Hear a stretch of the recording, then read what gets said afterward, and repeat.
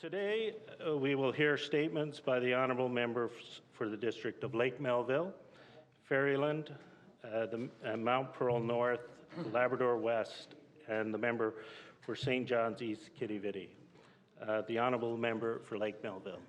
Well, thank you very much, Mr. Speaker.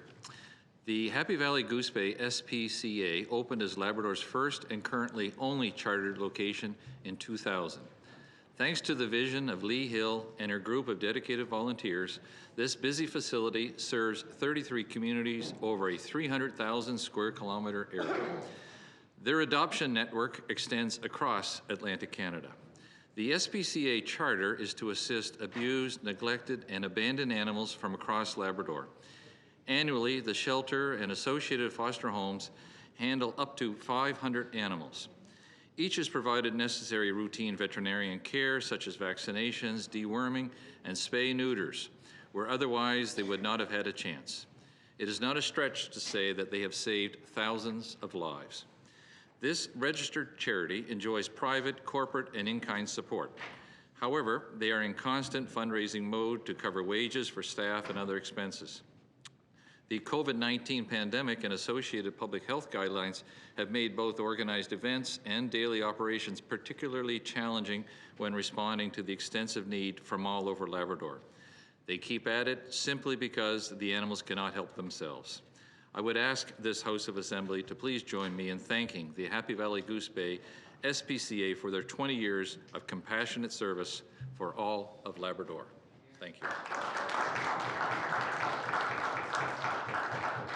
The honourable member for Ferryland. Thank you, Mr. Speaker. Today I recognise the recent passing of a well-known constituent from my district, Mr. Tom Best, who passed away March 31st, 2020. Tom Best was a fiercely proud inshore fish harvester from Quidi Harbour who dedicated his life's work to advocating for sustainable fisheries and communities. He chaired the Quidi Harbour Fishermen's Committee. He strongly believed that fish harvesters should be actively involved in their own affairs. He became the founding president of the Quidi Harbour Fishermen's Cooperative and served as president for most of the past 36 years.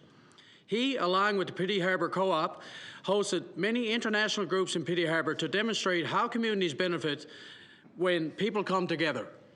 He travelled to several parts of the world to support sustainable fisheries and cooperative development. In 2012, he received the Queen Elizabeth Diamond Jubilee Medal.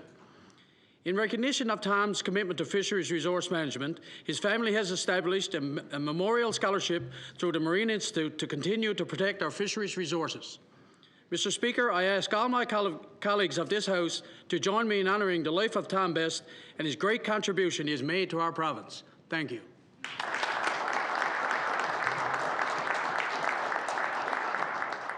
The honourable member for Mount Pearl North. Thank you, Mr. Speaker. Since the COVID epidemic, many businesses are struggling to keep afloat. However, in Mount Pearl, there is one business working around the clock to keep up with the demand for their product.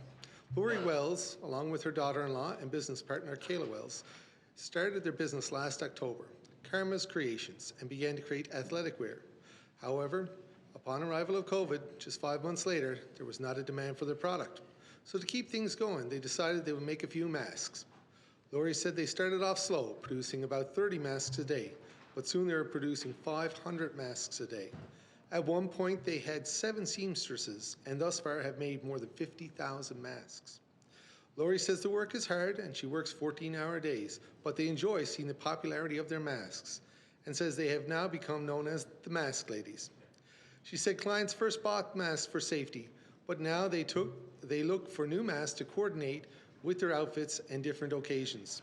I ask all those present to join me in congratulating Karma Creations for their ingenuity and success for helping us keep safe. The honourable member for Labrador West. Thank you, Mr. Speaker. I rise to recognize the Labrador West Community Gardens. The Labrador West Community Gardens have been around for more than 40 years, starting out as just a local club and grew to become what it is today, thanks to the generosity of community donors, volunteers, and pioneers like Alex Duffett and the current president who just passed away, unfortunately, the past week, Nelson Clark. This year is the biggest year yet, with the 176 gardens and 135 members. To learn more about growing a variety of fresh produce in the big land. We have this beautiful community garden, and they use to share their passion and take the challenges of growing different crops. There are a few contests this year. One was the most diverse crop growing, and the dragonus radish and corn were the results.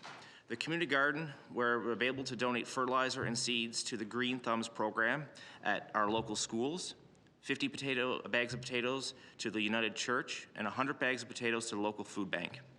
As well, produce enough crops to have a successful farmers market in September. I ask all honorable members in joining me in congratulating the Labrador West Community Gardens on a successful year and wish them continued success as they continue to grow. Thank you.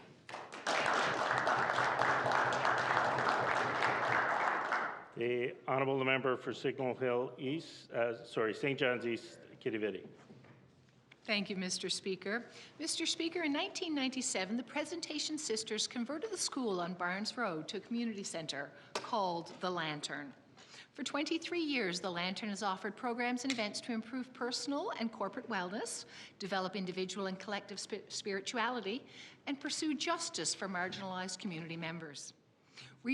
Rental revenues from their fabulous facilities help cover the cost of community and peer support groups that meet regularly at The Lantern. Groups include AA, Narcotics Anonymous, and other peer support groups focused on mental health and trauma. It also includes community initiatives focused on art and music therapy, the Rua Counselling Centre, which provides subsidized individual and group counselling services. They also provide space to the Gathering Place for its clothing boutique.